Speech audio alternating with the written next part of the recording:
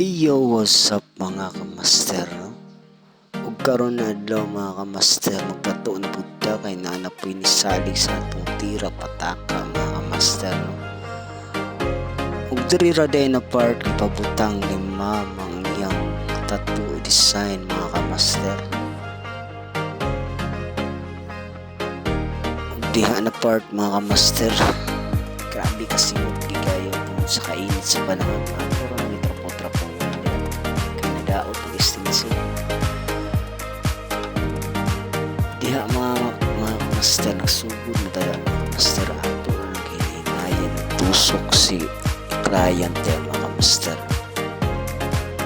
Ang ato din gamit diha na needle mga kamaster is 3RL all the way. 3RL ra itong gigamit tayo mga kamaster. Diha mga kamaster ato ang hinahinayan tusok tayo mga kamaster. Para mas straight ginami di harba sa backbone na part isugpog mahiwi na da mga kamaster.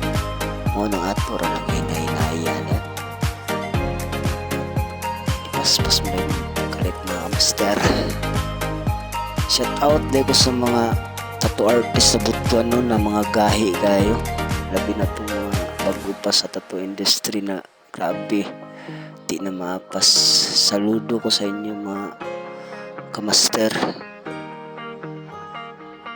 Ug ako ani padayon nagyapunta samtang nay ni salig nay mo salig mao nagpadayon nagyapunta.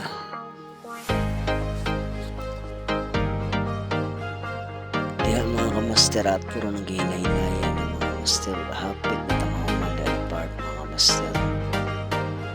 Hinahinay talaga mga kamaster.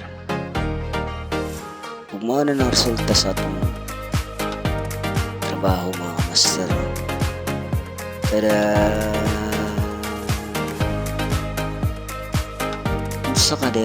unsa din ang mga niputi ni mama mga agis mga kabalo ta na unsa na ba ha